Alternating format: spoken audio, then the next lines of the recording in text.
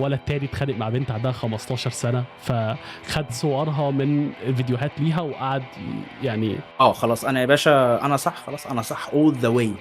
احنا مش هنقدر نختلف. انت زي ما بيقولوا تمامك كده ان انت تقل ادبك، شكرا. وده مش ضعف يعني. انا كنت بقول لك مثلا انا معايا النهارده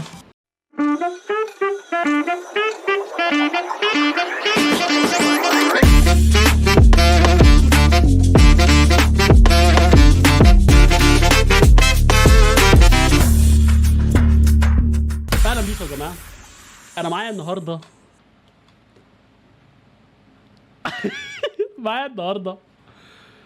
اكتر حد كاريزماتيك على الكوكب. معايا النهارده صديق حقيقي، راجل، اوكي، حد تقدر تتكلم معاه في اي حاجه وتقريبا كل حاجه. ومعانا كمان كريم بالكم.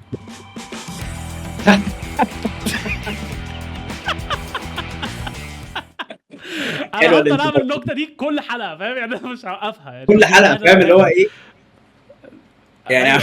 عملتها على الشباب كلها وجاي تعملها معايا. انت شفت الحلقات اللي فاتت يا بلجن؟ اعترف. شفت بس مش كلها. لما كنت بتتكلموا على الفيمينيزم، اوكي صح. بجاتو والله.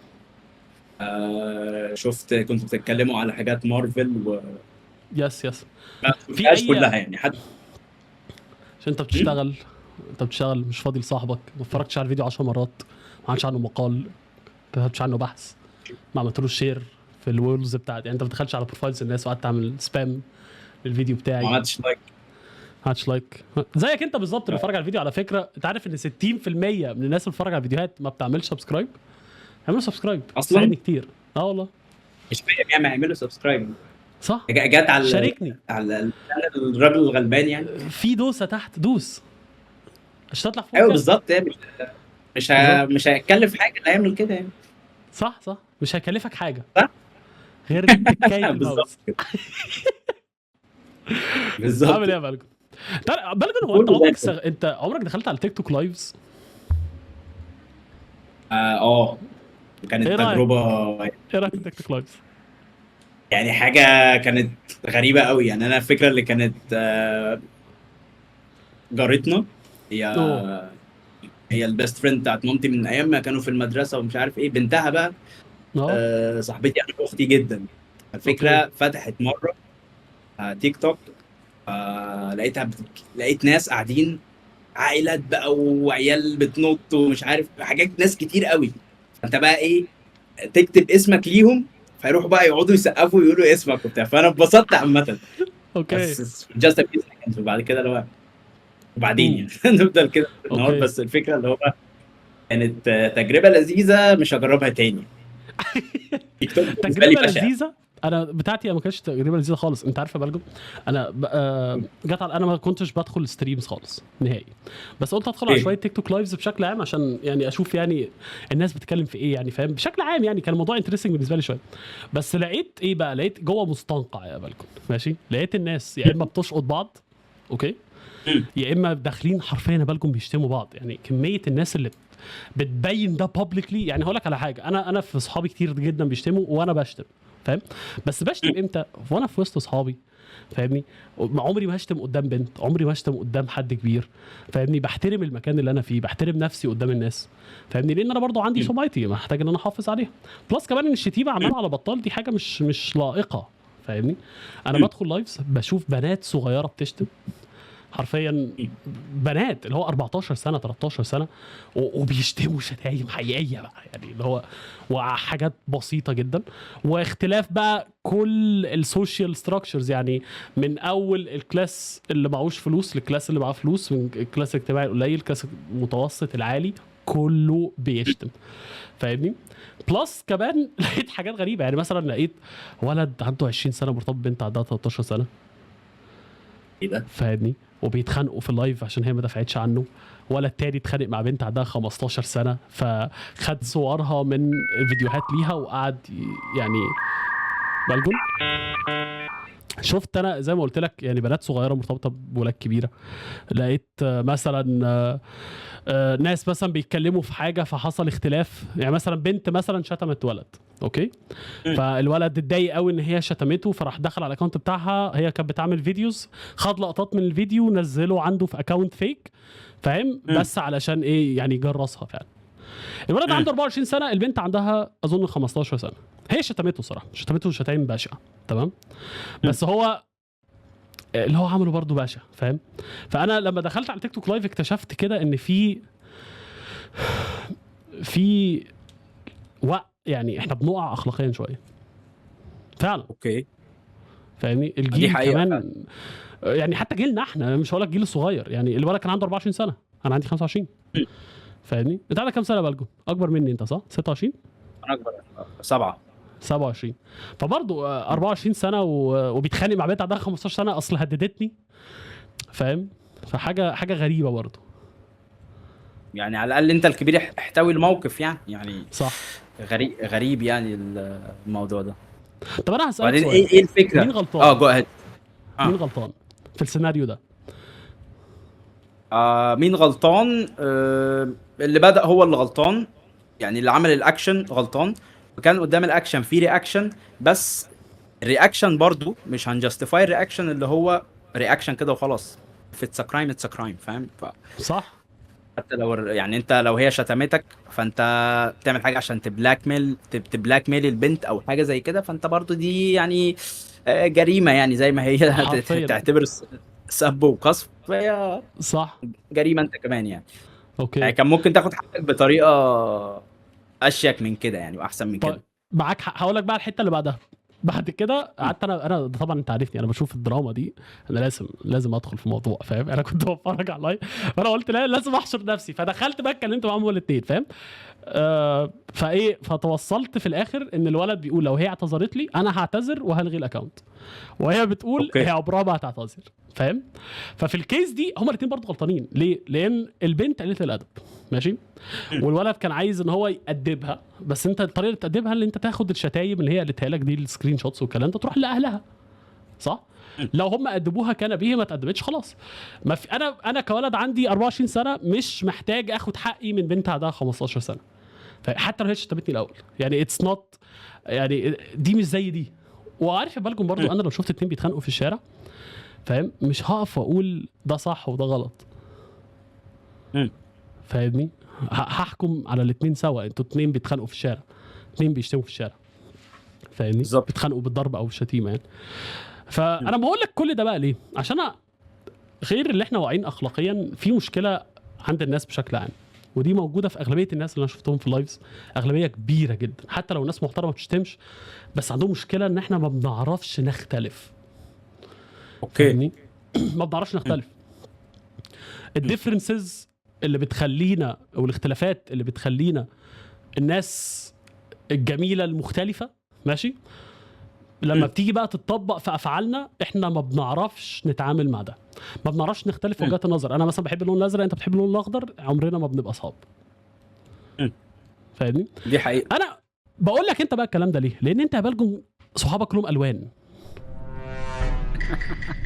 مش الوان كده يعني بس بس الوان كتير يعني، لا مش فاهمني؟ الوان كده. اطياف كتير. اطياف كتير فعلا والله بجد.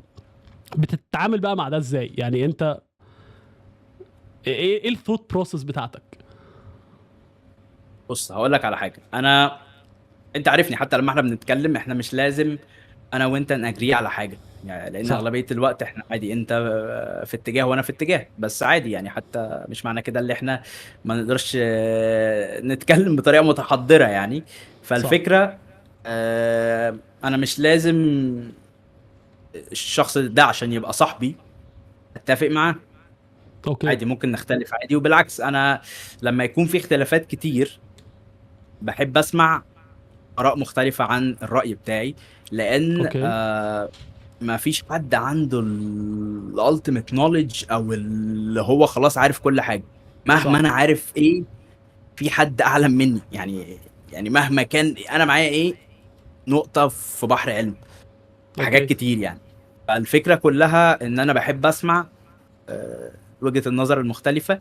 وكمان انا عامة في حاجة بحب اعملها يعني، دي مش مع الاشخاص بس، عادي مع حتى مع الاماكن او اي حاجه. فكره ان انت تدج ان ديبر عشان تفهم. يعني هديك مم. مثال، مثلا احنا كنا ايام الجامعه، انا عمري ما كنت اشوف نفسي مثلا اتفرج على حاجه مثلا زي ديث نوت او حاجه زي كده. بس اوكي. اتكلمت معاك مره، آه انت بتحب الحاجات دي جدا، انا قلت اجرب يعني، ايه المشكله لما اجرب يعني اتفرج على حاجه زي ديث نوت. عجبتني عشان انا حاولت اديج ان ديبر افهم جولد بيحب الحاجات دي ليه. مم. انا الفكره كنت مثلا فاكر الانمي والحاجات دي بتاعت ولاد اطفال. صغيرين وكده. بالظبط، لكن انا مثلا اتفرجت على ديث نوت مثلا، لا ده حوار يعني. مم. ده مش لولاد صغيرين خالص. فابتديت افهم ليه ممكن حد يحب مثلا الانمي، مثلا حد يحب اوكي. مثلا دي بقى تحطها على اي حاجه، يعني تديج ان ديبر في اي حاجه. يعني انا كنت فكره ان اديج ان ديبر قريتها في كتاب. اي حاجه، انت مثلا ما بتحبش الكوره، بس مم. انت لو حبيت تديج ان حاجات ليها علاقه بالكوره ممكن تحب الكوره. ما بقولش ان انت لازم تحب الحاجه او تتفق مع الحاجه، بس طب على لو في الاقل هيبقى عندك اختلافات فكريه برضو. better understanding ليه ممكن حد يحب حاجه مختلفه عنك. لان كلامك احنا صح. كده كده كل واحد كبر في بيئه مختلفه، كل واحد عمل حاجات مختلفه في حياته. ففكره ان الواحد بيكبر في بيئه مختلفه آه، عادي. إيه المشكله اللي يبقى فيه اوكي. اختلاف؟ بالعكس، ده طب لما الاختلاف يبقى ده في حاجه بلجن، حلوه. لما يبقى في اختلاف فكري، يعني مثلا انا مثلا شايف قطعا، ماشي، ان الستات ما ينفعش تشتغل مثلا، ده مش رايي، اوكي، مم. وانت شايف قطعا ان الست تشتغل من غير قيود، ماشي، اوكي. انا وانت بقى نتفق ازاي؟ فاهم؟ او مثلا مش لازم انا وانت، بس هنقول مثلا ايه، راجل ومراته مثلا، فاهمني، او واحد وابوه مثلا، فاهمني، لما يبقى في اختلاف فكري كده ازاي تبدا تتفق مع حد؟ اول حاجه ان احنا، انا يعني بحب الموضوع ده اللي احنا ممكن نوصل لمرحله let's agree to disagree. اوكي. فكره ايه؟ انا مثلا، انت مثلا شايف مثلا ده كمثال، يعني انت شايف ست مش لازم تنزل اصلا من البيت. بالظبط. اوكي، that's your point of view. انا شايف لا، اللي هي مثلا هي لازم تعمل كده وهي حره تعمل كده. امم. الفكره كلها، انت شايف نفسك صح، انا شايف نفسي صح، احنا مش اوكي. كومبيتيشن. احنا الفكره كلها بنتناقش، ما وصلناش لميدل جراوند، ده عادي جدا. اوكي. هي مش لازم نوصل لميدل جراوند، يعني الفكره كلها خلاص دي وجهه نظرك. ميدل جراوند مم. برضو اللي هي منطقه احنا الاتنين متفقين فيها، ودي مختلفه عن الكومن جراوند اللي هي انا وانت اوريدي متفقين فيه. يعني الميدل جراوند دي انا وانت اوكي. اتفقنا على حاجه، الكومن جراوند دي في اوكي. اوريدي حاجات احنا متفقين عليها. يعني مثلا اوكي. لو احنا مثلا هناخد الاكزامبل ده، هنقول مثلا في راجل وست مش يعني هم عندهم اختلاف، ماشي، هو عايزها ما تشتغلش، هي عايزها تشتغل، تمام. فالميدل جراوند اللي هم يتفقوا، يعني مثلا ايه، يتفقوا مثلا هي تشتغل شغلانه ما بتشتغلش ساعات كتير، دي الميدل جراوند. اوكي، الكومن دي جراوند ميدل ان جراوند. هم الاثنين متفقين ان هدف ان انا اشتغل مثلا، او مثلا هدف الريليشن شيب او الجواز ان بيتنا يبقى كويس، ففي اصلا كومن جراوند من الاول، تمام. مم. يعني قبل اصلا ما نوصل مرحله، مع ان دي حاجه صحيه جدا، هو اجري تو ديس اجري، او نتفق ان احنا ما نتفقش، تمام، نتفق مم. ان نختلف، اوكي. انا مم. شايف برضو ان انت لازم تبقى عارف برضو، طب انا الشخص اللي بتكلم معاه قدامي ده الهدف من النقاش ايه؟ لو احنا بنتكلم وانا الكومن جراوند بتاعتي مختلفه جدا عن الكومن جراوند بتاعتك، فاهم، لو ما مم. فيش كومن جراوند ما فيش ميدل جراوند. فانا حاسس ان احنا اغلبيه الناس بتبدا بالميدل جراوند. يعني انا اغلبيه الناس بتبدا تعال نتفق، تعال ندور على الحل، مش تعال ندور على اوكي. انا عايز ايه وانت عايز ايه واحنا الاثنين متفقين على ايه، اوكي. فاهمني. مم. فانا مثلا دلوقتي انا مختلف معاك في حاجه، فانا مم. تعالى مثلا نختار اي توبيك، ماشي، تعالى مثلا نقول مثلا احنا عندنا مثلا شركه انا وانت، اوكي، وعايزين ناخد قرض من البنك. واحد شايف ان هو عادي ليه لا، والتاني عنده اسباب دينيه، اوكي، بغض النظر بيقول لا، ماشي. مم. فانت الكومن جراوند ان احنا الاثنين عايزين الشركه تكبر، ماشي، وبعد كده نبص على اوكي. الاختلاف فين. يعني انت تعرف احنا الاثنين متفقين في ايه واحنا الاثنين مختلفين في ايه. لان قد مم. يكون مثلا ان انت ممكن تاخد قرض بشكل اسلامي، قد يكون ان انت ممكن اوكي. تاخد قرض من ناس صحابك، فاهمني. بالظبط. فبس انا ما سمعتكش كفايه ان انا اعرف ان انت معترض على الحته الدينيه، انا عارف ان انت معترض على القرض بس، فاهمني؟ اوكي. فحته ديك ديبر اللي انت قلتها دي حلوه جدا، اللي انت اوصل بقى لايه، لان انت اصلا مختلف ليه، يعني البارير فين، الحاجه اللي بتعوقك فين. مم. بس هو ممكن كمان الفكره مثلا كمثال الكارد اللي انت بتتكلم فيه مثلا، اللي هو مثلا ما بقتش حته ريليجيوس على قد ما هي مثلا احنا وصلنا كومن جراوند، اللي هو ممكن الموضوع ده لو ما عرفناش مثلا نسدده تيجي مشكله عليا وعليك. بالظبط كده. فاحنا ده كمثال يعني بالظبط. ممكن انا مش عارف انت معترض ليه اصلا، انت بتقول لي لا وانا بقول لك طب ليه، علشان فطالما احنا ما بنعرفش نتناقش اصلا سنه بسنه ما بنعرفش نتفق. وفي حته ايجو برضه بالظبط. صراحه يا بالكم، في حته ايجو، صح. هي الفكره انا بحس ان دايما الناس عندها السنس اوف انتايتلمنت. السنس اوف انتايتلمنت هو الفكره فيه مشكله كبيره استحقيه، ان صح. هو خلاص. خلاص انا يا باشا انا صح، خلاص انا صح all the way. وده حاجه امم. يعني ما فيش حاجه اسمها كده. اوكي. يعني انا ما اتولدتش من وانا بيبي صح. صح. يعني عشان انا هقول لك على حاجه، انا برضو في حته مبدأ كده ماشي عليه في حياتي. انا عارف مثلا ان شغلانه كذا او اي حاجه حلوه until further notice. بمعنى مثلا والله القاهره مثلا هنقول مثلا مش حلوه، حد يقول مثلا مش حلوه. امم. انا خلاص مش هقول بقى خلاص مش حلوه طول حياتي، خلاص القاهره مش حلوه. لا انا اوكي. ممكن مع الوقت عادي الاقي القاهره احلى مكان في العالم. اوكي. يعني مثلا مش عارف انجوي حاجه هعرف انجوي عادي في القاهره مثلا كمثال. اوكي. ففكره ان انا مش في فليكسيبيليتي اللي انا قصدي اللي هو امم. بقى until further notice اللي هو خلاص في حاجه تانية، يعني احاول اتعلم تاني واعرف يعني تاني انت رايك مش آه. متقرر، يعني انت رادد الباب اللي انت ممكن تغير رايك. بالظبط، يعني ممكن نقولها بالحته دي. اوكي. يبقى في حته فليكسيبيليتي في حاجات طبعا ممكن يتقال عليها خلاص مسلمات او حاجات زي كده، مش في كل حاجه بس في اغلبيه الحاجات لا ممكن يبقى في كلام ونسمع تاني. وانا حتى اعمل الريسيرش بتاعي انا عشان اعرف، فاهمك. حتى عشان حتى لما اجي اتكلم مثلا الارجيومنت بتاعتي تبقى ويل ستيتد امم. حتى، فاهم. صح. ودايما في مثل امريكي بحبه جدا، بيقول لك دونت ريز يور فويس امبروف يور ارجيومنت، ما تعليش صوتك، حسن حجتك، حسن نقاشك. فدي انا بالظبط. بحبها الصراحه يعني. ومعلش برضو في حاجه انا عايز اقولها في البوينت اللي انت قلتها، لما انت بتقول ان انت مستعد ان انت تطور من طريقه تفكيرك والفكره اخرها مش هنا. انا بحب طريقه التفكير دي جدا، لان بص انت التاتو حرام ماشي، بس لو طلعت الحرمانيه منه، انا السبب اللي انا عمري في حياتي ما هيبقى عليا تاتو لو هو حتى حلال ماشي، هو ان انا ما عنديش يا بلجن فكره انا متمسك بيها جدا ان انا ارسمها على ريا فعلا. يعني بجد، يعني انا دايما بلاقي نفسي بغير وجهة نظري او بطورها او برجع عنها، فاهمني. واظن هو ده اللي بيخلي الناس تعرف تتفق. يعني لازم نبقى احنا متفقين ان قد يكون انا غلط، قد يكون بلجن عارف حاجه انا مش عارفها. صح. لو انا مش داخل بطريقه التفكير دي، انا عندي سنه ممكن تقول يعني غطرسه، اوكي. فاهمني. اللي هو يعني اصل تفكر فيها، مين في الدنيا بيفكر كده، فاهم. بس انت ما بتقعدش لنفسك تقول لا ما هو انا عندي بالكم ما يراش حاجه. انت ما بتقولش كده، ما بتقولهاش نفسك، بس انت في دماغك بتقنع نفسك بده، فاهمني.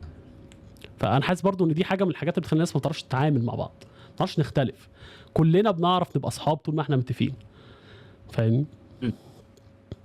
وبعدين حتى في فكره برضو دايما اتفضل. اللي احنا عندنا حته الترايبلزم صح. ممكن بقى تبقى شكل حتى شلل صحاب، شكل ترايبلزم ك ريسز اعراق مختلفه، كبلاد مختلفه، كاديان. حتى جوه الدين الواحد ممكن تلاقي فكره اللي هو اقطعك بسرعه الطوائف. بالجون معلش، عشان في ناس بتقول لي ان احنا بنستخدم انجلش كتير. يعني ايه ترايبليزم بالعربي؟ ترايبليزم دي اللي القبليه. هي القبليه، اكيد مش قبليه صح. بجد. القبليه ما القبليه هي اللي هي جايه من ترايب.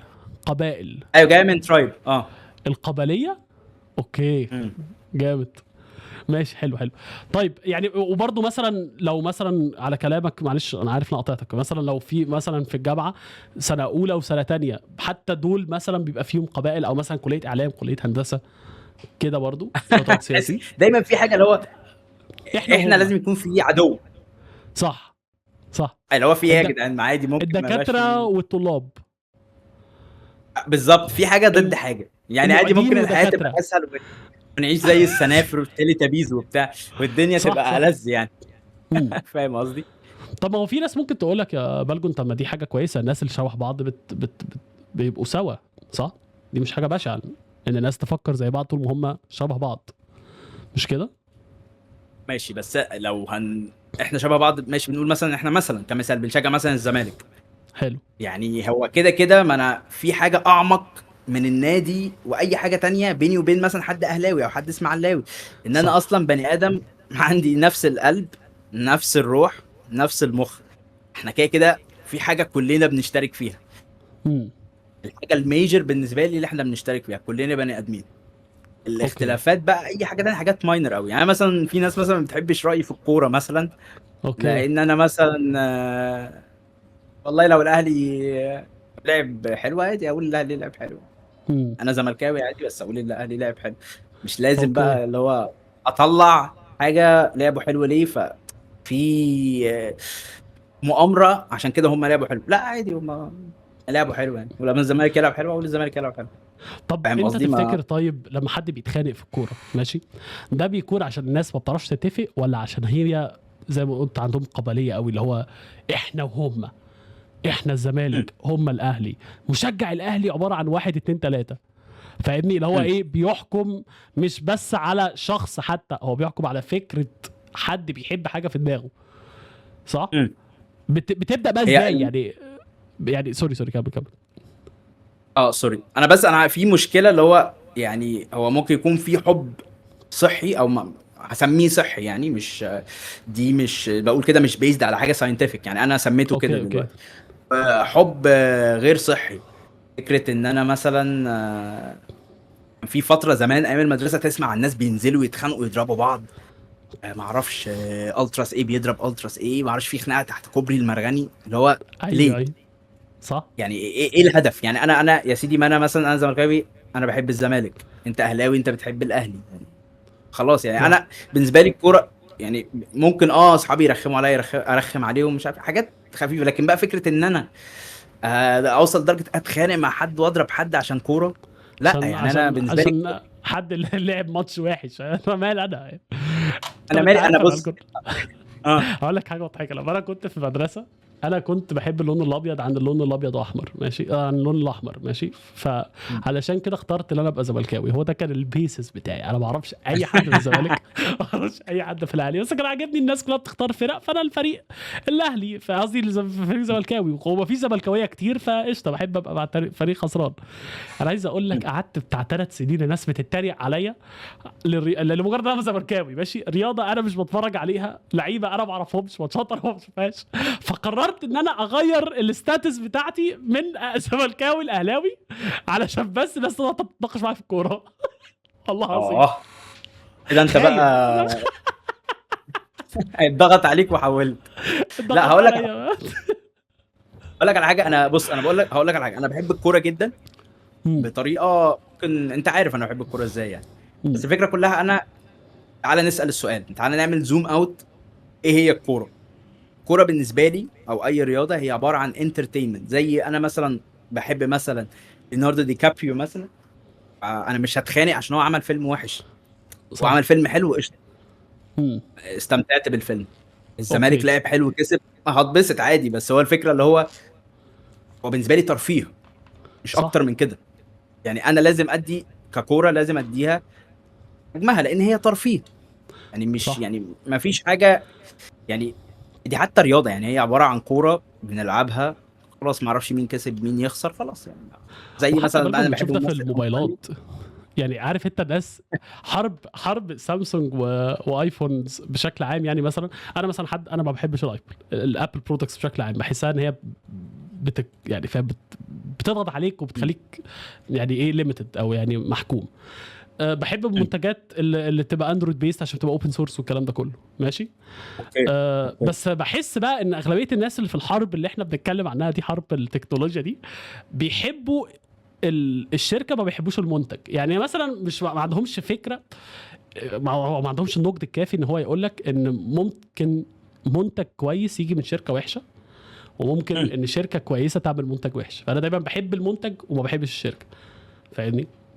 يعني مثلا بص على بلو بيري مثلا، سوري بلاك بيري، كانت عليهم فتره بلاك كانت بيري موبايلاتهم حلوه جدا جدا جدا، وبعد كده فاهم فرقعوا. تمام. الايفونز بشكل عام، ايفون 6 كان بشع، كان بيتكسر كتير. السامسونج كان بيفرقع يعني فاهم. بس مع ذلك الناس ما عندهاش النضج ان هو يقول لك اه ماشي الشركه دي بتعمل حاجات كويسه وحاجات وحشه، الشركه دي بتعمل حاجات كويسه وحاجات وحشه. فده بقى في كل حاجه، مش في الموبايلات بس، في الكوره وفي الخناق وفي كل، حتى الناس بتحكم على بعض كده. مع ان انا خلي بالك انا مش شايف ان الناس تحكم دي حاجه بشعه قوي يعني. ده وجهه نظري. ليه طيب؟ يعني ليه شايف ان هي مش حاجه بشعه؟ بحس ان انت لو ما حكمتش يبقى انت غير حكيم، فاهمني؟ اوكي مع ان انا عارف ان ان انت تحكم على حد مش جاي من مش جاي من حكمه، جاي من، بس انا قصدي البوينت ايه. انت انت دلوقتي لو شفت مجموعه من الشباب ماشيين في الشارع صوتهم عالي، اوكي، مم. فانت عارف موست لايكلي ان الشباب دي بتاعت مشاكل. ممكن يبقوش بتوع مشاكل، ممكن اوكي يبقوا بس صوتهم عالي، فاهم؟ انا كنت في بمشي اصحابي ساعات في الشارع، ومره مثلا من هذا صوتنا عالي، بس انا لازم يبقى عندي ما يكفي من الادراك ان انا ابقى عارف ان في باترنز في الحياه، فاهمني؟ اوكي لازم ابقى عارف ان في باترنز، لازم ابقى عارف ان في حاجات بتتكرر، فاهمني؟ فانا لو ما مم. حكمتش على الناس، يا اما انا لسه ما عنديش خبره، يا اما انا اخترت ان انا ما اشوفش، اخترت ان اوكي انا، يعني فاكر انت اول مره قابلتني في الجامعه، لما قابلتني انا وعزو قاعدين ورا خالص، احنا اتنين شعرنا طويل، فاكر انت قلت لي ايه اه ساعتها ولا لا؟ فاكر؟ قول قول قول. انا فاكر ساعتها كنتوا عاملين دوشه. انا قلت يعني بفكر كده، قلت لا انا مش هبقى صاحبهم، لا. بعد كده تاني يوم عادي قعدنا وبعد صح كده صح. هي دي بقى 8 الفكره، سنين هو قاعدين 98 بالظبط يعني.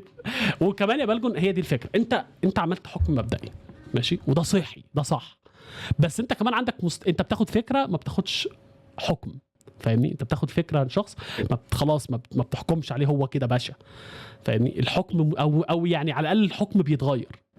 هو مم. ده اللي انا معاه. بس اللي انا ابص مثلا على الناس كلها، المنوفيه دي ناس وحشه، شوت اوت المنوفيه انا مش منوفيه والله، بس يعني مش محتاج اللي انا اقول يعني، بغض النظر أنت فاهم قصدي يعني. الناس مم. بتحكم على الناس، فاهمني؟ اه يا عم الناس اللي من الجيزه دول صعاب قوي، يا عم بتوع مدينتي دول فافي، فاهم؟ ده بيجي ده بيجي من ايه؟ بيجي من انت بتبص على باترنز، فاهم؟ بس ده يعني برضو اول حاجه مش حقيقي، تاني حاجه برضو ده كسل بحس، صح؟ طيب انا في حاجه عايز اقول لك عليها. قول لي. بص انا انا بص I can't control ايه اللي انا بفكر صح. فيه. تتفق معايا ولا لا؟ 100%. فالفكره كلها انا بعمل ايه بقى؟ لا يعني الى حد عشان ما انا برضو، بس كمل كمل. في الى حد ما برضو صعب ان انت تفكر. يعني مثلا ممكن ابقى ماشي في الشارع، الاقي مثلا حاجه بتقول لي بص ده مش عارف ايه، بص ده مش عارف ايه، فانا بعمل حاجه. انا امم. لما اي فكره نيجاتيف بتجيلي في دماغي ناحيه حد، انا I can control it، هي جات لي كده.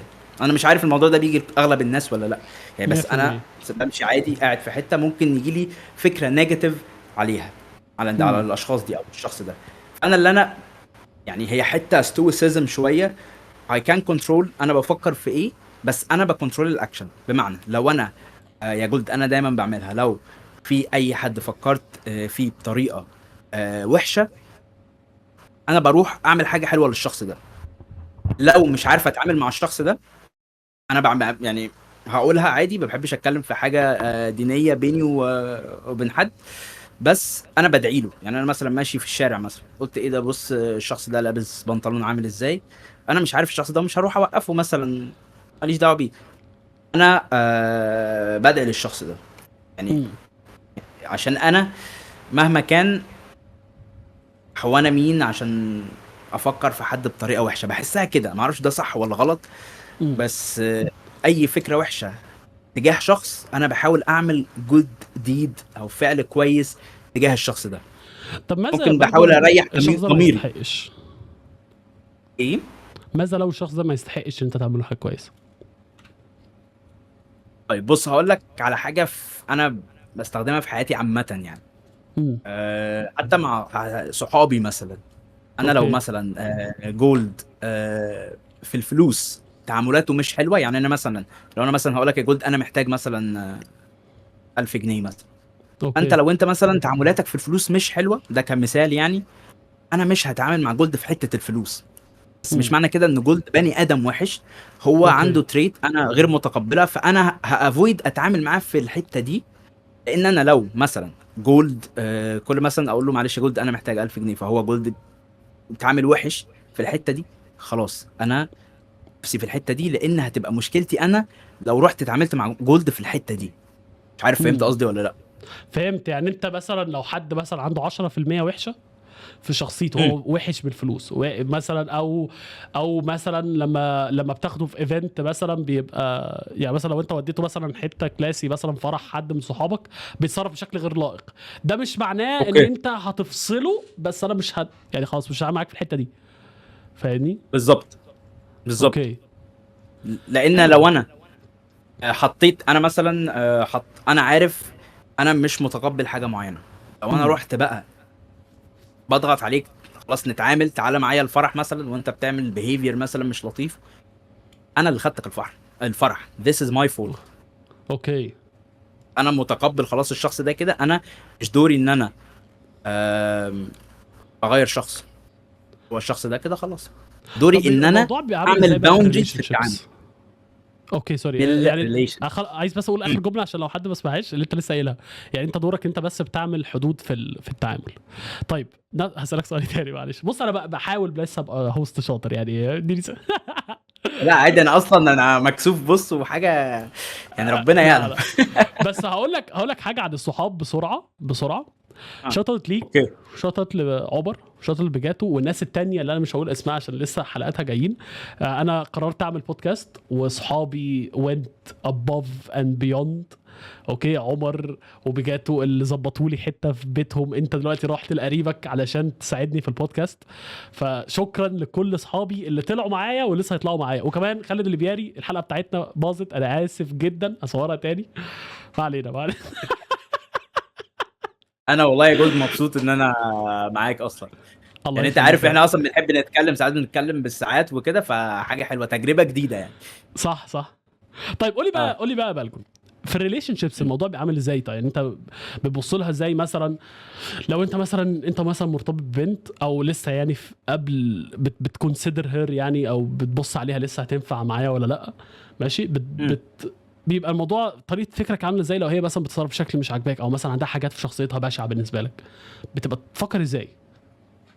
بص هقول لك على حاجه، انا من النوع اللي انا آه، قبل ما ارتبط بحب اعرف الشخص ده جدا. يعني امم انا افضل ان احنا نبقى صحاب الاول، وبعد كده ممكن حاجه تحصل. اوكي. فكره ان لو مثلا البنت عندها حاجه في شخصيتها انا غير متقبلها، مم. I just walk away. الموضوع انتهى، تمشي. اه ليه بقى؟ قول لي. لان انا انت يا جولد مثلا بتحب مثلا الانمي مثلا، انت اوكي. ترتبط بواحده تقعد تقول لك ما تتفرجش على الانمي، طب ما انت لو حبيتيني بجد او انت حبيتني بجد، انت حبيتني بالكاركتر بتاعي، بحب الحاجه زي كده، امم فانت تضغط عليا عايزني اعمل حاجه في شخصيتي امنعها عشان بس نبقى مع بعض، يعني حاسه شويه ابتزاز يعني. يعني فاهم اوكي. اللي هو ده لا ده لا مش كده. لو انا قادر اتقبل كل حاجه والشخص قادر يتقبلني بكل عيوبي، مم. نكمل مع بعض، لكن غير كده ما you can't fix anyone يعني، عامة ولا بص هو مش يعني لدرجه الولاد. فيكس، اه. بس اظن يا امم. برو ان بيبقى في تغييرات صحيه. يعني مثلا انا دلوقتي البنت اللي أنا باذن الله يعني ماشي معاها في حته الخطوبه دي، يعني مش هقول اسمها طبعا لسه. اوكي بس هبقى هقول لك انت على جنب يعني. هي مثلا كانت عندها مشكله معايا ان انا كان عندي صديقات بنات كتير. اوكي. اوكي. بس سنه بسنه مثلا انا عشان خاطرها مش قطعت طبعا العلاقه، بس يعني حطيت حدود اكتر. من الناحيه التانية هي ما كانتش بتحب الفيديو جيمز خالص. سنه بسنه عملت لها انتروديوس الفيديو جيمز، وبدانا نلعب سوا، ومع ان هي بتكره الحاجات دي فعلا بتكرهها.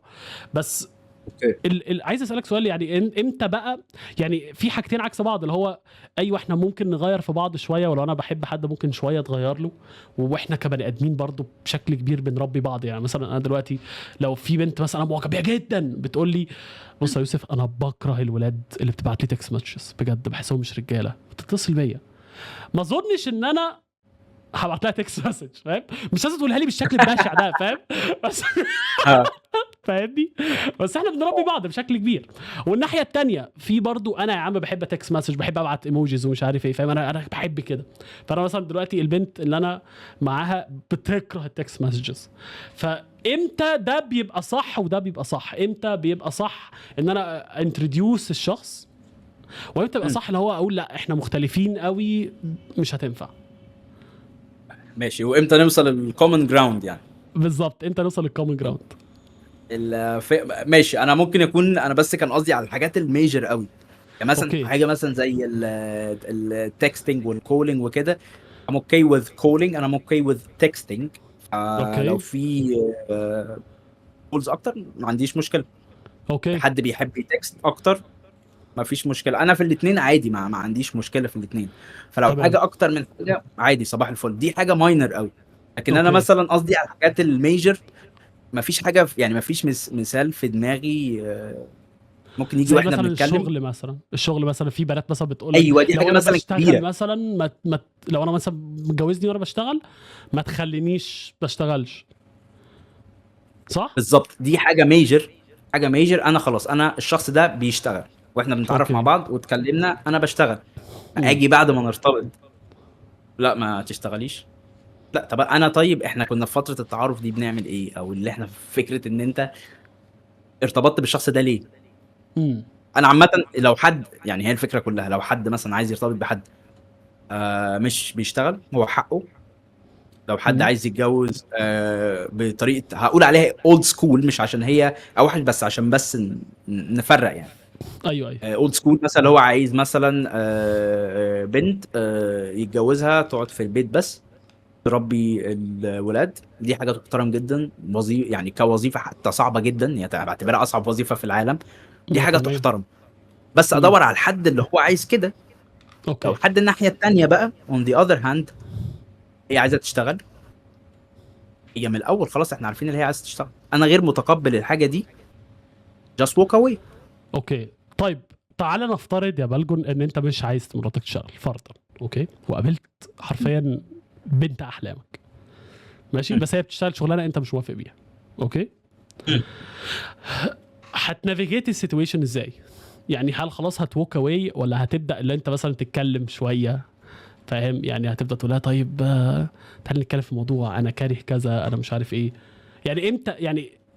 اصل الفكره بحس، عارف بجد والله بحس بيه، بحس ان 90% من الوقت انت ممكن تخلي الشخص التاني يعمل اللي انت عايزه لو انت بس طريقتك مش بشعه، لو انت مش طاغي، فاهمني؟ يعني مثلا في نفس السيتويشن دي، مثلا لو انا في بنت مثلا بتشتغل مثلا في مكان بشع، تمام، ممكن يبقى الكومن جراوند ما بيننا الحاجه اللي احنا اوريدي متفقين عليها، ماشي، ان مثلا انا بحترمك وعايزك سعيده ومش عارف ايه، والكلام الكلام الجميل ده كله. ولو احنا مثلا عندنا فاليوز اللي احنا عايزين نخلف بيبيهات، بس انا عارف برضو ان مثلا كاريري انا هيكون اهم شويه، لان انا مثلا هعتني بيكي على الاقل 3 سنين على حسب هيخلفوا كام عيل، فاهم؟ ماشي.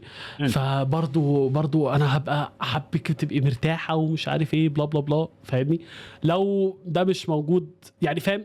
بحس ان الطريقه مهمه، بحس ان اغلبيه الستات اصلا مش عايزه تشتغل، يعني عارف ليه؟ عشان احنا مش عايزين نشتغل، انا مش عايز اشتغل، م. فاهمني؟ بجد والله. يعني انت لو بجد والله، خلينا صراحه، انت لو قلت لي دلوقتي ان انا البنت اللي انا بحبها، ماشي، عندها حساب في البنك 4 مليون دولار مثلا، وواحده من المتطلبات يا رب طبعا واحده من المتطلبات بتاعتها قبل ما نتجوز ان انا ما اشتغلش، فاهم؟ يعني يبقى stay home dad عامة، ده مصطلح جديد اللي هو stay home dad، خلاص فاهم اللي هو ده ممكن بالظبط. بس قصدي ايه اه. يعني، الديل مش وحش، فاهم؟ الديل مش وحش، المشكله بس ان بيبقى في بنات كتير خايفين مثلا من ايه، من سواء مثلا رجاله بتتحكم فيهم او رجاله بتضربهم، او مثلا هي مثلا جوزت واحد مش عارفه تسيبه، فاهم؟ فبحس انت محتاج تتكلم، تشوف بقى، ترجع تاني، نرجع في اول حته اللي هو تيك ديب، انت ليه رافضه ان انت تغيري الكارير بتاعك، او ليه متمسكه بالكارير بتاعك؟ طب انت ليه رافض ان انا اشتغل؟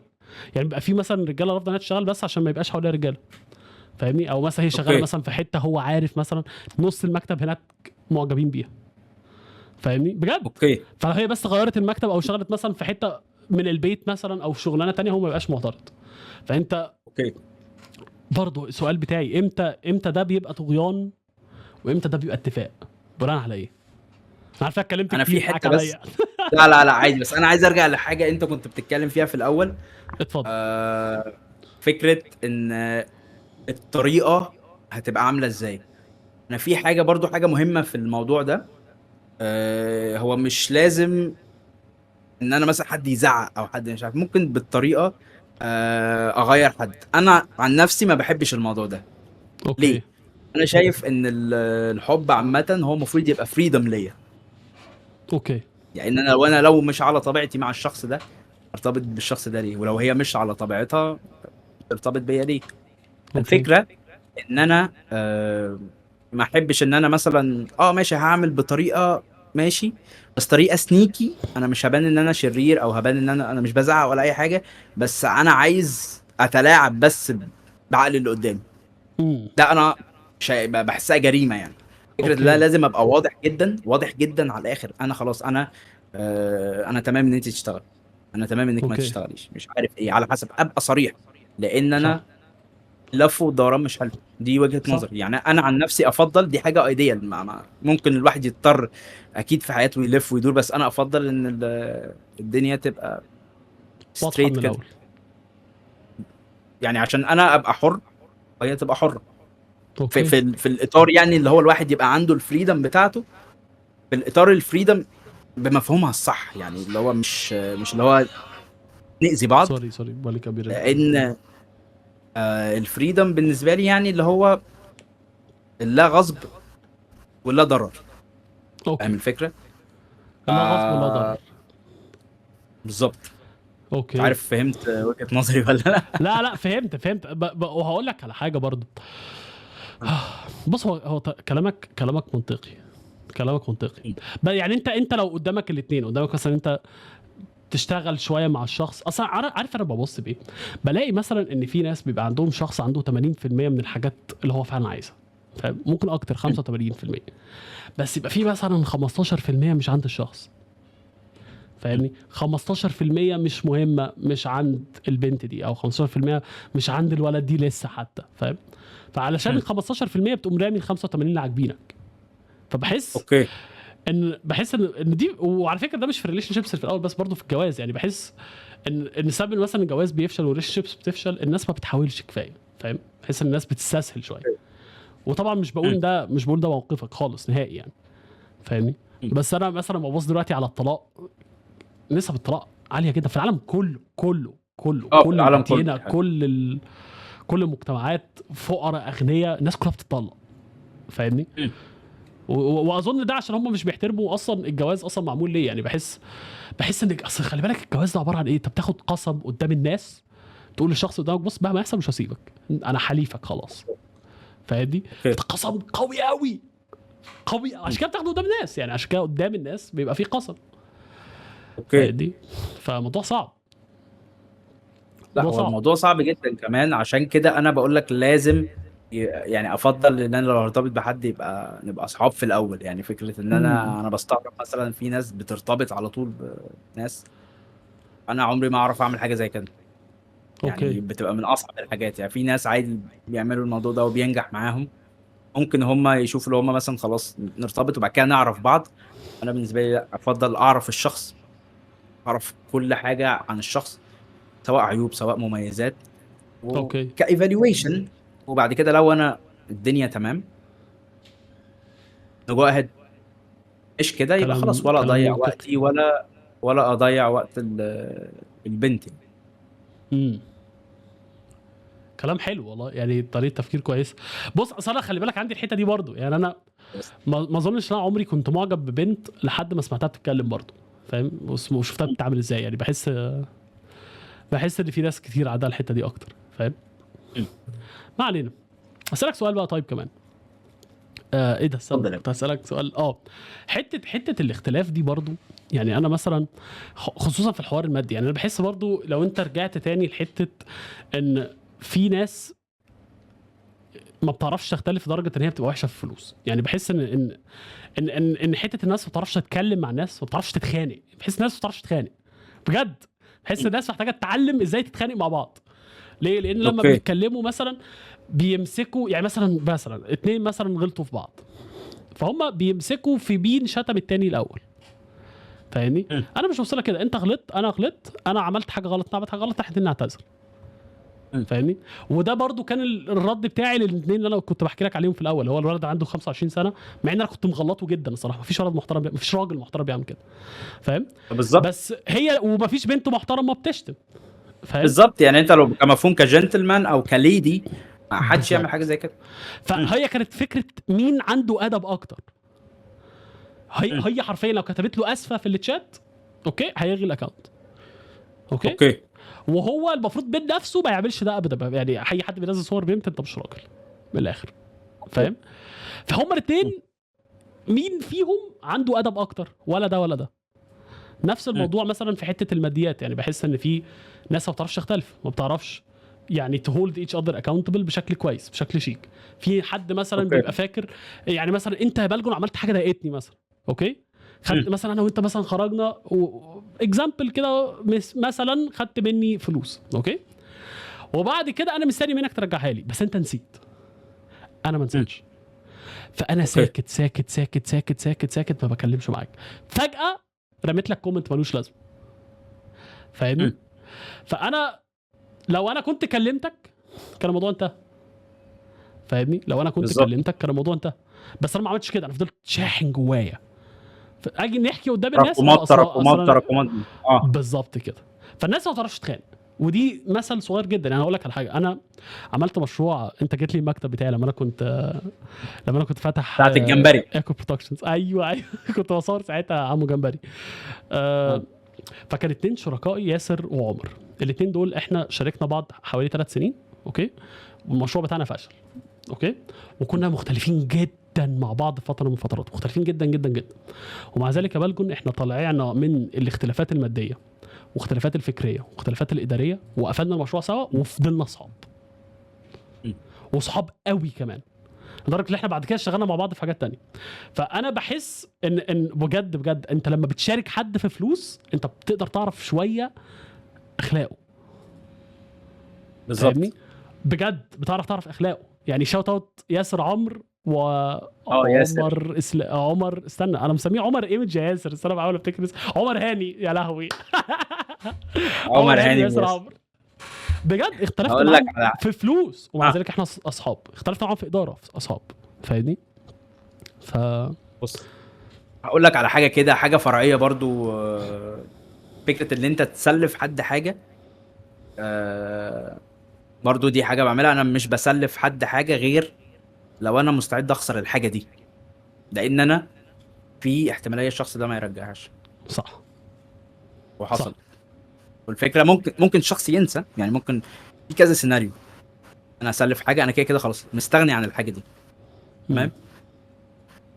في شخص على طول مثلا يقول لك مثلا هجيبها لك بعد شهر، هيجيبها بعد شهر. في ناس اصلا هتلاقيه نسي. مش عيب ان انا والله اقول مم. كذا، ان والله كان في كذا وانا محتاجهم. مم. الفكره كلها ده هيطلع لي تو اوتكمز. واحد، حاجه بوزيتيف، خلاص هو رجعها، ممكن يكون نسي فعلا. حاجه نيجاتيف، يتلاوع مم. مثلا او ما رجعش. اوكي انا خلاص خلاص انا في عرفت. يبقى في عرفت خلاص الشخص ده مثلا مش كويس في التعامل في الحاجه دي. يبقى انا بقى اللي عندي مشكله لو رحت اتعاملت معاه تاني في الحته دي. كلامك صح، انا متفق معاك. وهقول لك على حاجه كمان. بص انا في حياتي كلها صراحه لقيت ان مفيش اي حاجه بلجن بجد ما بتتحلش بالادب والذوق، والله العظيم. صح. يعني احنا كنا في مره عيال صغيره، وكنا راكبين مع واحد صاحبي، هو كنا 14 15 سنه 16 سنه، اكبر حد فينا، اوكي. فعملنا حادثه بالعربيه والولد اللي سايق ما كانش معاه رخصه، اوكي. اوكي فكان معانا ولد نازل يتخانق، فاهم ليه؟ لان اللي خبطنا كان غلطان، بس هو حرفيا لو انت اتصلت بالشرطه او بلغ احنا غلطانين، هو الولد سايق من غير رخصه، فاهمني؟ فلسه الناس بتتخانق ومش عارف ايه، فانا قلت الولد اللي كان سايق، قلت له بص يا يوسف، مش هقول لك اسمه يوسف ايه، بس قلت له بص يا يوسف، ما فيش اي حاجه على الكوكب دي، وانا كنت مرعوب والله، قلت له ما فيش اي حاجه على الكوكب دي ما بتتحلش بالذوق والاخلاق. ودخل واتكلمنا مع الناس، وحرفيا مجرد بس ان الناس بتتعصب، مجرد ان انت تبتسم وتحاول تهدي اللي قدامك، وحضرتك ومعلش وانا فاهم، بس انت برضو حضرتك خبطتني، فاهم؟ الطريقه الكويسه بتخلي اي حد هو اوريدي متقبلك بنسبه 30% اكتر. دي يعني حقيقة. بجد فعلا الناس بقى بتنط على طول الخناق، فاهمني؟ خلاص هو بيعدي كل ده، وده برضو موجود في الريليشن شيبس. يعني هقول لك على حاجه، مثلا لو مثلا راجل متجوز ست، ماشي، وهو مثلا متضايق ان هو مثلا لما بيروح البيت هي ما بتستقبلوش، تمام؟ فانا رحت قلت لها يا عم انت دايما كده، هو انت ما فيش فايده فيك، انت ليه عمرك ما بتجي؟ او مثلا حتى رميتها لها بشكل ساركاستيك بتريق عليها، اللي هو ايه مثلا، انا حظي وحش قوي ان انا مراتي ما بتستقبلنيش على البيت.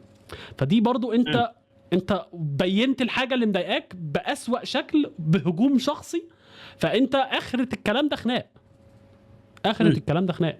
فلما مثلا، وحتى برضو الناحيه الثانيه لو هي مثلا قالت لي بقول لك انت مستفز، فاهمني؟ ممكن لو انت حيوانه فاهم؟ او ممكن اسال نفسي، ممكن اكون انا مستفز فعلا، والله بجد. هو ممكن اقول لها كده، يعني ممكن بلساني اقول لها ممكن اكون انا مستفز، وممكن اكون انا ما عملتش حاجه غلط، فاهمني؟ حتى لو انا متضايق ومشحون، بس طول ما انت مش بتصعد بتعرف تختلف. بالظبط. وحتى الطريقه ذات نفسها، يعني الفكره ان انت لو انا داخل بهاجم، حتى يعني أنا لو معايا حق ممكن يضيع بسبب ان انا اقل ادبي يعني. صح. لكن لو انا الغلطان بالادب، ممكن عادي اخفف الرياكشن اللي هيحصل ضدي يعني. اوكي. وحصلت في حاجات، حتى ممكن تحصل في حاجات تافهه، اللي هو فاهم، تخبط مثلا حد، مش عارف، خلاص معلش انا اسف، مش عارف، خلاص هو عادي صح. صباح الفل. لكن لو نزلت بقى فاهم تقل ادبك وزعيق وبتاع، هو كمان بيعرف يزعق وهي كمان بتعرف تزعق، صح. زعيق في زعيق في زعيق في زعيق، خلاص ايه، مش هنوصل لحته يعني. مم. حتى الفكره اللي هو البيهيفير بيفرق. البيهيفير بتاعي بيفرق. لو انا شخص محترم موست لايكلي الناس هتحترمني حتى لو انا غلطان يعني. لكن انا لو صح. شخص بقل ادبي، موست لايكلي الناس برضو هم برضو عندهم كرامه فهيردوا عليا. طب لو انت طيب يا بلجن شخص محترم، وحد ما بيحترمكش حتى وانت بتحترمه، المفروض تعمل ايه؟ تبطل تحترمه ولا تعامله افويد يعني اتعامل معاه. تافويد؟ اتعامل معاه، لان يعني انت مثلا ماشي انا في مش الشارع كل حد شتمك، مم. مش هتشتمه؟ بص هقول لك على حاجه. انا دلوقتي لو حد شتمني في الشارع، خلاص عند ربنا يعني. هو بيهوهو وانت ماشي. انا ده رايي برضو، يعني انا حرفيا ماشي في الشارع في كلب هوهو عليا، مش ههوهو له، فاهمني؟ بالظبط. مع احترامي طبعا الكلاب ما بتستمش، هي الكلاب بتعمل كده عشان هي الكلاب بتحمي جميله. المنطقه بالظبط. على فكره الكلاب جميله جدا، الكلاب كائنات جميله اه. جدا، طول ما هي مش مم. بتعضك الصراحه يعني. مم. فاهمني؟ بس هي دي الفكره. انا دلوقتي لو في حد شتمني في الشارع، انا بجد يا بلجن انا مش حاسس ان انا محتاج ادافع عن نفسي، فاهم؟ والله مم. العظيم مش هخسر الموضوع معاك كفايه. عارف ممكن السيناريو الوحيد مثلا ايه؟ ان هو مثلا بيشتمني وبيقرب عليا، او مثلا قاعد بيشتم وانا معايا مثلا امي خطيبتي كده، فاهمني؟ لا، في ممكن الحاله دي دي بتختلف طبعا دي الرياكشن. بتختلف مم. وهقول لك على حاجه برضو، وقد يكون الصح برضو اللي انت تمشي، لان انت ما تعرفش هو معاه ايه، ما تعرفش هو فاهم اخلاقه ايه برضو، فاهمني؟ مم. يعني بس البوينت هي ان انا مش بشخصن الموضوع. انا مثلا ماشي في الشارع حد وانا ماشي بالعربيه شتمني، يا عم خلاص الموقف انتهى، فاهمني؟ بس هو في حاجه اللي انا بحس دايما احنا كاولاد، يعني انا مثلا لو حصل مشكله ومعايا بنات، انا هافويد اي حاجه ممكن تؤدي لاي حاجه اجريسيف تحصل. صح. ما اعرفش لو بقى هل انت البنت ممكن تشوفها تحصل ولا لا، بان انا لما بنزل اظن اغلبيه الولاد كده، لو انا معايا بنات انا ببقى عامل زي الرادار، اللي هو انا مش عايز حد يجي جنب الشخص، البنت اللي انا ماشي معاها. مم. جزء من ان انا مش عايز يحصل اي حاجه الشخص اللي معايا اللي انا ممكن افويد ساعات اخد حقي. وانا كده برضه عارف يا بلجن، والله انت وانت بتتكلم معاك حق جدا. انا اكتر موقف ستريسفول في حياتي مريت بيه، اكتر من اللحظات اللي انا كنت هموت فيها سواء في عمليه او مثلا اغمى عليا في الشارع، اكتر موقف بالنسبه لي بجد كان جايب لي ضغط نفسي لو انا ماشي في كورنيش النيل ومعايا واحده ست. اوكي. والله العظيم 24 قاعد ببص بقى ايه، فاهم؟ مين وحش، فاهمني؟ مم. مين واحد، مين انا هضطر ممكن اتخانق معاه، فاهم؟ ما بهزرش والله بجد، فاهم؟ مم. كل شويه تعالي يمين تعالي شمال، فاهم؟ اقف انا كده، اقف انا في وش فاهم؟ الموضوع بيبقى زي ما انت قلت رادار، يعني انا ماشي كده، مين ممكن يتعرض، فاهم؟ مم. ومش علشان يبقى ليا رد فعل، عشان امنع الموقف اصلا، فاهمني؟ بالظبط. وانت معاك حق. هي بس برضه الفكره كمان ان احنا، في ناس اتفضل سوري. اتفضل. لا كمل. بقول لك هبقى في شاطر، هبقى شاطر. خلاص يا عم، مش هتكلم قول يا لي. عم، قول. لا ما اقدرش. خلاص ماشي، عشان وقت المشاهدين بس ما نضيعوش هقول لك.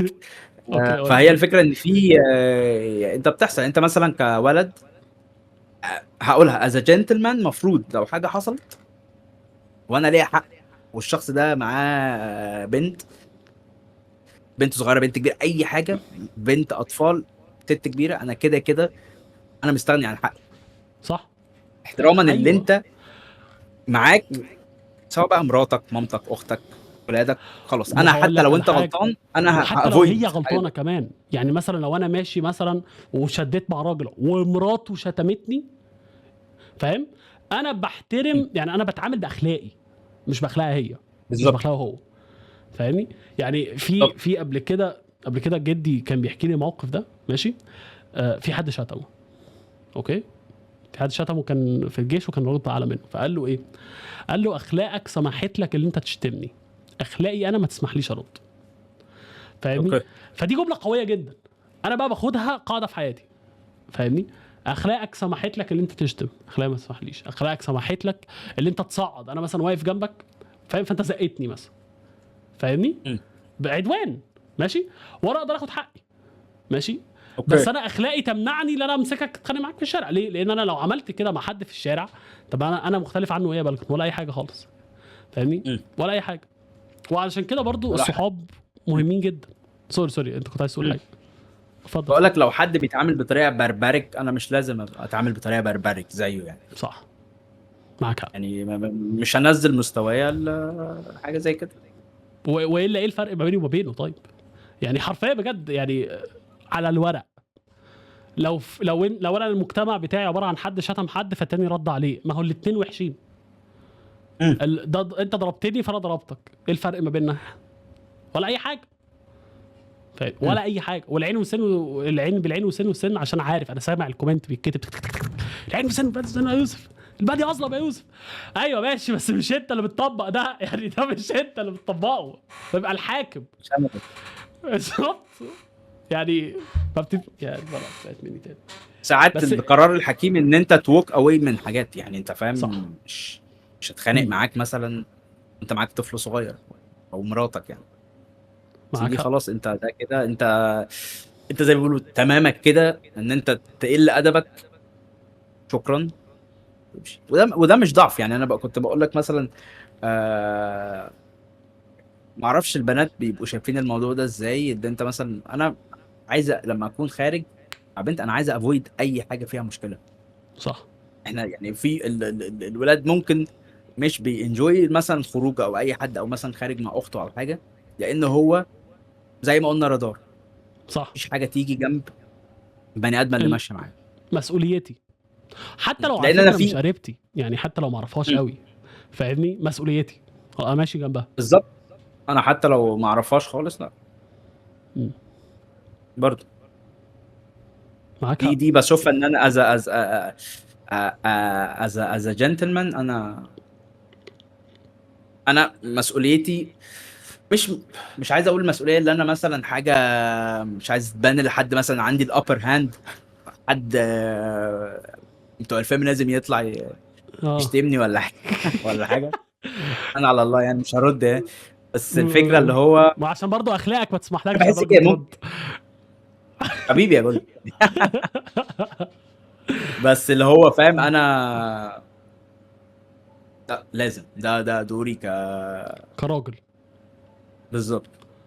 ودي برضو حاجه من الحاجات اللي انا بلاقيها في الغرب يا بلجن، وقعت منهم خالص. يعني مبدا الشهامه الذكوريه كمان، الشهامه الرجوليه. يعني المبدا ان انا شغلتي انا كراجل ادافع عن البنت اللي معايا. ده انا حتى كنت بشوف اراء ايه يعني، وبجد كنت فعلا بتناقش مع، وكنت بتناظر مع واحد في الموضوع ده، كان بيقول لي ان لو انا بقول ان انا المفروض انا كراجل احمل ست، ده معناه ان انا كراجل قيمتي اقل من الست. ليه؟ لان اوكي. انت هتضحي بالحاجه اللي انت شايفها اقل. تمام. مم. بس الفكره اوكي. ان تفكيرهم مش منطقي، لان بنفس الفكره دي هل الجندي قيمته اقل من هو بيحميه؟ لا، كل واحد مم. فينا ليه دور. فاهمني؟ كل واحد فينا ليه دور. طب وغير كده، طيب يعني تعال ناخدها الاكستريم. يعني مثلا في حد دلوقتي بيهاجم امي، وانا عندي قدره يا اما انا اللي اموت، يعني اخد طلقه عن امي، او اسيب امي تموت. فاهمني؟ هعمل ايه؟ ناخد الطلقه انت. طب ليه بقى؟ ليه؟ هي دي حاجه من جوايا يعني انا مش هي ما فيش غريزه. يعني ما انا ما درستش حاجه فالاوتكم اللي انا هطلع لا هو صح حاجه كده. غريزه. صح كده. مم. ومش محتاجه تفسير. هم بقى عندهم هناك بدات الدنيا ايه، تبوظ شويه. فدي بدات مم. الدنيا، لان هم يعني هم مش بس مش بيربوا ولادهم على الرجوله اكتر، هم بيربوهم على عكس الرجوله.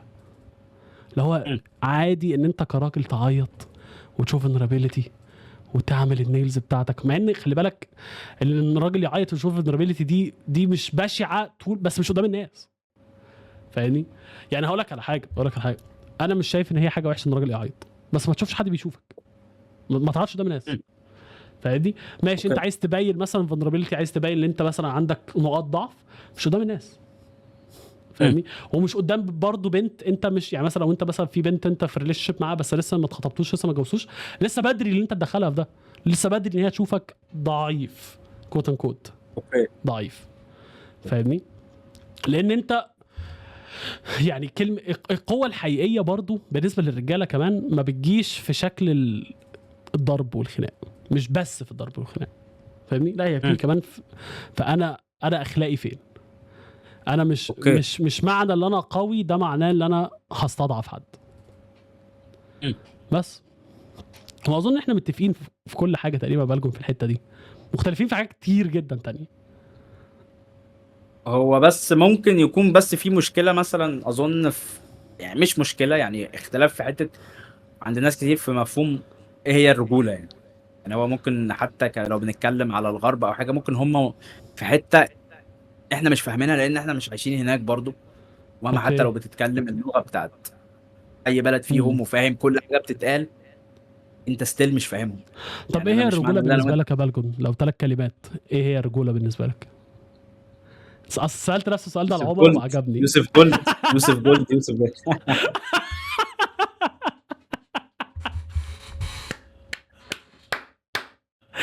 يا لهوي. احنا مش هنقدر نختلف.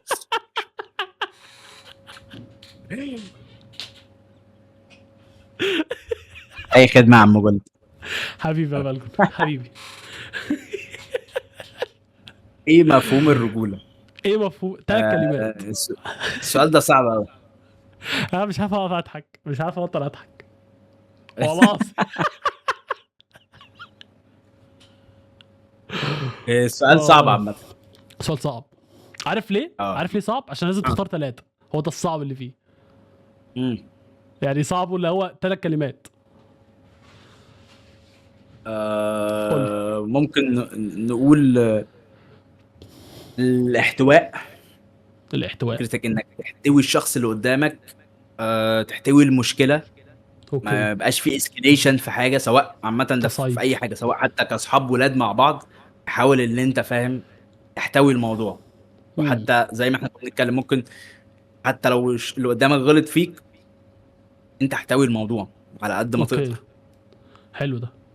تاني حاجه ممكن نقول الكرم، لان دي حاجه مهمه جدا.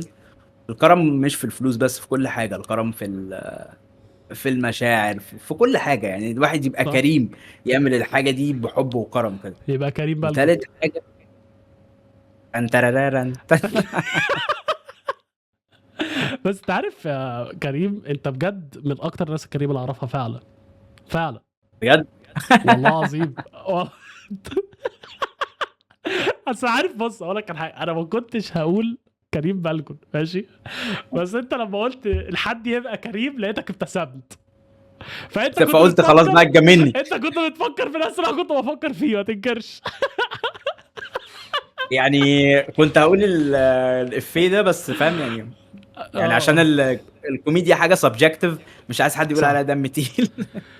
ولو انت حاسس ان دمنا خفيف ما تنساش انت تعمل لايك وسبسكرايب، تكتب لنا كومنت ماشي، سبسكرايب تحت، دوس زرار. طيب ايه تاني، ايه تاني؟ احنا قلنا الاحتواء الاحتواء والكرم. وقلنا الكرم، فاضل حاجه؟ اظن ممكن نقول التضحيه، مش عارف. قالت حاجه تضحيه. دي اللي هو تضحيه عشان انا البروفايدر، امم تضحيه عشان انت بروفايدر. ومش عشان عامه راجل او حاجه. ما الام مثلا عندها حته التضحيه عشان هي البروفايدر لاولادها. انت فاهم صح. قصدي؟ لا بس انت، يعني بس دي انت حاجه برضو، صعبه ان حد يعملها يعني. بس انت برضو كلامك، بص انا بحب برضو الدقه في الكلام، فانت دقيق جدا في الفاظك. انت لما بتقول تضحيه مش قصدك بس بروفايدر اكيد، صح؟ قصدك ان انت تعمل حاجات، يعني مثلا تضحيه مثلا في العنف كمان، تضحيه مم. في المستوى الاجتماعي بتاعك انت عشان مستوى اجتماعي مراتك يبقى اعلى، فاهمني؟ انا اوكي. بشوف ده كتير، بشوف ده كتير جدا، فاهمني؟ وبصراحه بشوف العكس برضه، يعني بص، تعال نمسك كده عكس الكلمات اللي انت قلتها. مفيش حاجه ابشع من راجل بخيل، بالظبط. بجد والله فعلا مفيش حاجه ابشع من راجل بخيل. انا بحس ان الرجاله البخيله دي ابشع ناس على الكوكب. ليه؟ لان انت لو انت ما صرفتش وما كنتش كريم على اهلك واسرتك، تبقى كريم على مين؟ مم. يعني انت اصلا بالظبط. ايه هدف انت تجمع فلوس اصلا او تعمل اي حاجه؟ بس في حاجه مهمه في الحته دي، بس الكرم مش بس فلوس. ملوش علاقه بالاماونت. يعني عشان في صح. ناس بتقول مثلا دي ما اعرفش هيحسبوها بكام. هي الفكره امم كلها ان انا ممكن ابقى معايا 100 جنيه، بس ام ويلنج ان انا ابقى كريم لحد مثلا 50 جنيه، اوكي. حد معاه 1000 جنيه ويبقى 50 وهيدي جنيه بس برضه، 10. يبقى 50 جنيه بالظبط، برضه. فاهم. فانت صح. يعني لازم يبقى في تفاهم، نسبيه. فهم لموارد كل حد، لان موارد الناس مختلفه. صح.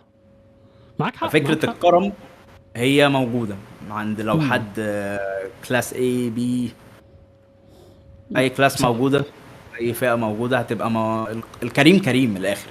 مش صح. لازم بقى يبقى ومش معاه فلوس ماديات كتير. بس، يعني انت مثلا ممكن تكون بتبخل على الناس بصحبتك، بتبخل على الناس بطريقه كلامهم، بالمعلومه. يعني مم. بالمعلومه. يعني انا اظن ان انا ممكن اكون مثلا، انا كيوسف صراحه دلوقتي وانا بتكلم معاك، ممكن انا اكون بخيل شويه ان انا بحرم ناس قريبه مني ان انا اتقابل معاهم مثلا، او ان انا ممكن كمان حتى ايه ابقى مقصر في الحته دي شويه، فاهمني؟ فممكن برضه انا محتاج اراجع نفسي في الحته دي. بالكم.